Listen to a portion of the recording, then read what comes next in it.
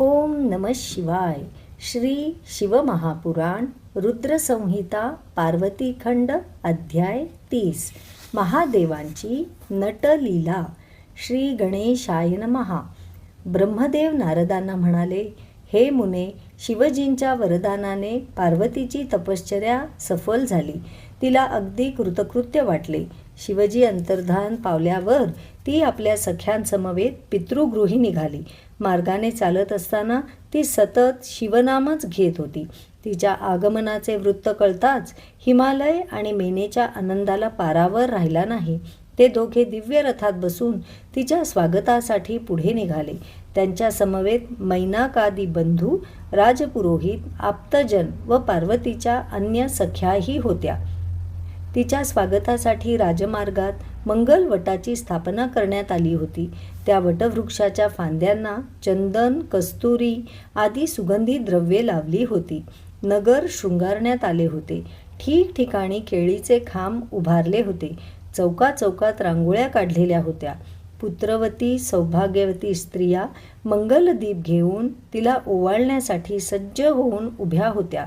अनेक प्रकारची मंगलवाद्ये वाजत होती. सर्वत्र उत्साहाचे आणि आनंदाचे वातावरण होते. राजकन्येला पाहण्यासाठी नागरिक दाटीवाटीने व उत्सुकतेने उभे होते. इतक्यात पार्वती नगरवेशीवर आली. तिने नगरात प्रवेश करताच हिमालय व मेनेला जो आनंद झाला तो काय वर्णावा. ते दोघे तिला भेटण्यासाठी धावले. पार्वतीही व्याकुळ होऊन पुढे आली. तिने व तिच्या सख्यांनी त्या दोघांना नमस्कार केला. त्यांनी तिला अनेक आशीर्वाद दिले. तिला हृदयाशी कवटाळले. त्यावेळी त्यांना अश्रू अनावर झाले होते.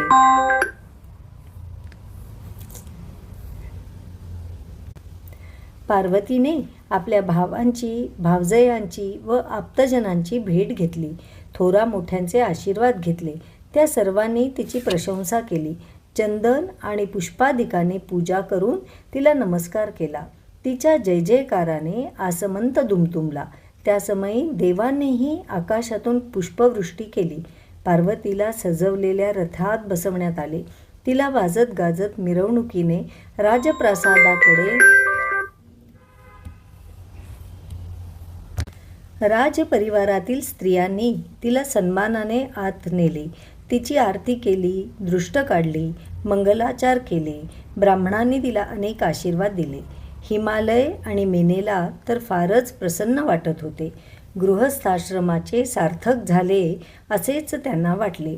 आपल्या कन्येला योग्य उपदेश देऊन तिचे कल्याण केले म्हणून ते दोघे तुला म्हणजे नारदाला धन्यवाद देत होते.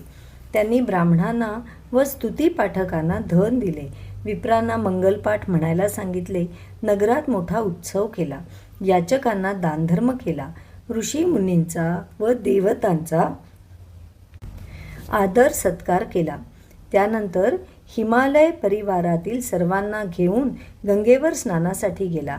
तेव्हा नानाविध लीला करण्यात तत्पर असलेले शिवजी नाचणाऱ्या नटाचे रूप घेऊन मेनेजवळ आले. त्यांच्या डाव्या हातात शृंगी, उजव्या हातात डमरू आणि पाठीवर कंथा म्हणजे गोधडी होती. त्यांनी लाल वस्त्र परिधान केले होते. त्या वेशभूषेत त्यांनी मनोहर नृत्य आणि गायन सादर केले. ते पाहून मेना, हिमाद्रीचे परिजन व तेथे उपस्थित असलेले नागरिक मुग्ध झाले. त्याच समयी पार्वतीला आपल्या हृदयात भगवान शंकरांचे दर्शन झाले.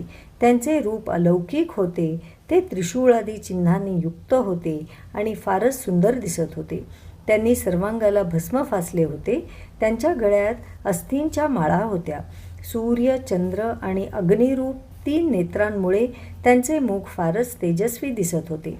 त्यांनी नागाचे यज्ञोपवीत धारण केले होते. गौरवर्ण शिवजींचे मनोहर रूप पाहून पार्वती प्रेमविवश झाली. तिला मूर्छा आली. त्या भावावस्थेत असताना शिवजींनी तिला वर मागण्यास सांगितले.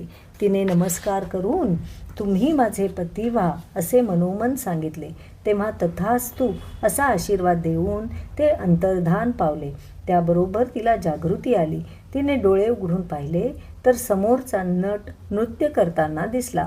मीना राणीने त्या भिक्षुक नटाला भिक्षा देण्याचे ठरविले. तिने सुवर्णाच्या पात्रात अनेक रत्ने घेतली. ती त्याला देण्यासाठी पुढे गेली. तेव्हा त्याने रत्ना न घेता भिक्षा म्हणून पार्वतीची मागणी केली आणि पुन्हा नृत्य करू लागला. ते ऐकून मेनेला आश्चर्य वाटले, रागही आला. तिने त्याची निर्भत्सना केली, त्याला बाहेर घालवून देण्याचे ठरविले. तेवढ्यात हिमालय तेथे आला. मेनेने त्याला सर्व वृत्तांत सांगितला. त्यामुळे तो संतापला. त्याने आपल्या सेवकांना त्याला बाहेर घालवून देण्यास सांगितले. त्या समयी शिवजींनी नटाचे रूप धारण केलेले असले तरी ते परमतेजस्वी दिसत होते. त्यामुळे त्यांच्या अंगाला हात लावण्याचे कोणालाही धाडस झाले नाही. तेव्हा लीला वेशधारी शिवजींनी पर्वतराजाला आपला प्रभाव दाखवला. त्यांनी एकदम विष्णुरूप धारण केले. मस्तकी मुकुट, कानांमध्ये कुंडले आणि कमरेला पितांबर अशा स्वरूपातील श्रीहरींना पाहून हिमालयाला खूपच नवल वाटले. महत्त्वाची गोष्ट म्हणजे त्याने आपल्या घरी श्रीहरींची ज्या फुलांनी पूजा केली होती तीच फुले त्यावेळेस त्याच्या मस्तकावर होती. त्यानंतर त्या नटाने चतुर्मुख ब्रह्मदेवाचे रूप धारण केले. त्यांचा वर्ण लाल होता आणि ते वैदिक सूक्तांचा पाठ करत होते. थोड्या वेळाने तो सूर्याच्या स्वरूपात दिसू लागला. मग त्याने महाअद्भुत रुद्ररूप दाखवले. त्यावेळी साध्वी पार्वतीही त्यांच्या समवेत होती. मग तो केवळ तेजोमय रूपात दिसू लागला. त्याप्रमाणे त्या नटाची अनेक रूपे पाहून हिमालय विस्मयचकित झाला, परमानंद अनुभवू लागला. त्यानंतर सुंदर लीला करणाऱ्या त्या भिक्षुकाने पुन्हा पार्वतीची मागणी केली. त्याला दुसरे काही नकोस होते. शिवमायेने मोहित झाल्यामुळे हिमालयाने त्याचे म्हणणे मानले नाही. त्यामुळे तो भिक्षुक नट काही न घेताच अंतर्धान पावला. तेव्हा मेना आणि शैलराज यांना तो भिक्षुक नसून त्याच्या रूपाने भगवान शंकर आले होते याची जाणीव झाली. या प्रसंगानंतर त्या दोघांची शिवभक्ती अधिकच दृढ झाली. अध्याय 30 समाप्त. ओम नमः शिवाय.